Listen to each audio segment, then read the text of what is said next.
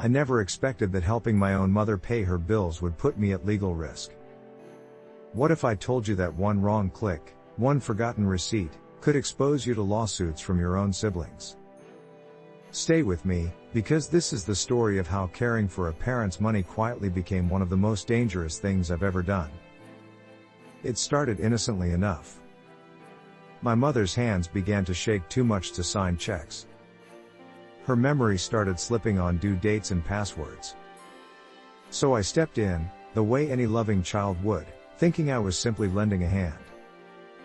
But here's what nobody warned me about. The moment you touch a parent's finances, you step into a minefield of legal, emotional, and financial dangers that most families never see coming until it's too late.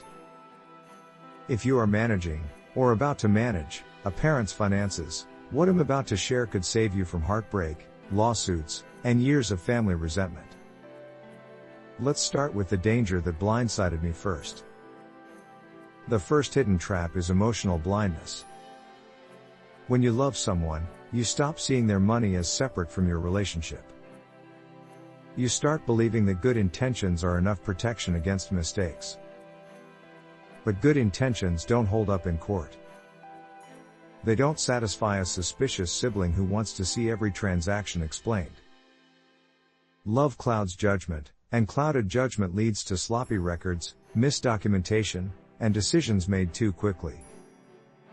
Here's where it gets interesting. The second danger is something almost nobody discusses openly: legal exposure through power of attorney. Signing that document doesn't just give you access, it gives you enormous responsibility and personal liability. If a single withdrawal looks unusual, even if it was for your mother's benefit, you can be accused of financial exploitation. Courts have prosecuted well-meaning children who simply didn't keep receipts. Imagine facing legal charges for buying your own mother's groceries with her card, without a paper trail to prove it. This is the critical part. Many people assume that being family automatically means trust. It doesn't.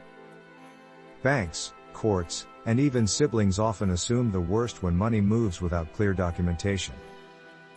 Now let's talk about the third major danger: family conflict. Nothing tears siblings apart faster than money handled by one person alone. Even if you're doing everything correctly, perception matters just as much as reality.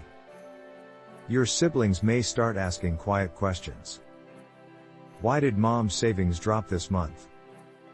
Why weren't we told about that withdrawal? These questions, left unanswered, grow into resentment, and resentment grows into permanent family rifts that outlive your parents. You might be wondering, how do you prevent this kind of suspicion?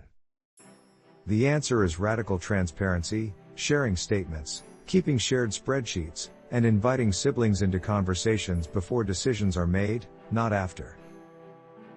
But wait, there's more.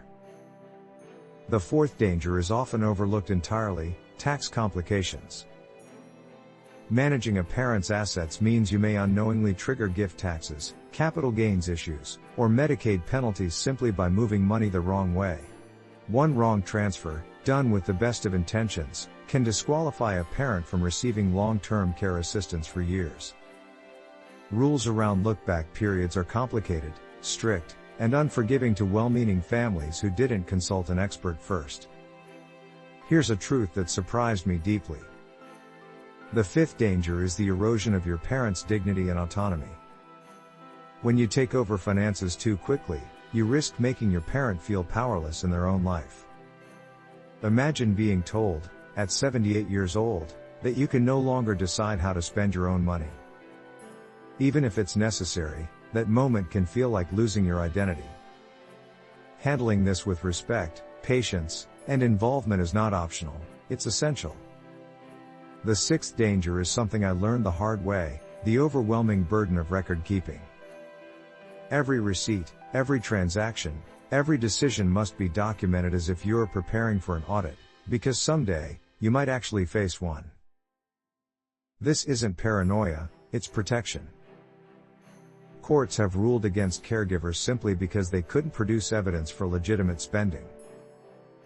A single missing receipt can turn an innocent expense into a courtroom accusation of theft. Now, let's move on to the seventh danger, and this one caught me completely off guard: the risk of unintentional elder financial abuse. You don't have to be malicious to be accused of exploitation. Simple carelessness can look exactly like abuse in the eyes of the law. Using a parent's funds for shared household expenses without clear agreements, borrowing money temporarily and forgetting to repay it, or making investment decisions without proper consent can all be classified as exploitation, even when your heart was in the right place. And finally, the eighth danger: long-term estate planning traps. Many families wait until a crisis hits to think about wills, trusts, or beneficiary designations. By then, cognitive decline may make it legally impossible for your parent to make changes.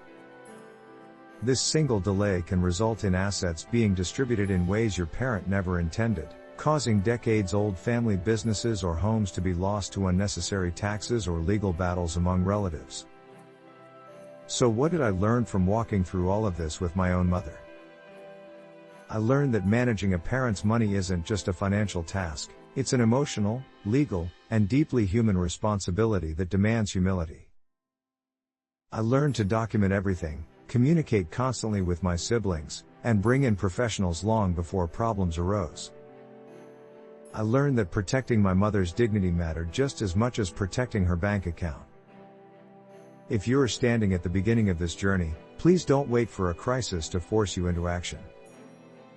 Talk to an elder law attorney, set up transparent systems, and involve your family early, because the quiet wisdom I found came only after painful mistakes. In the end, this isn't just about money. It's about honoring the people who once took care of us, without losing ourselves, our families, or our integrity along the way.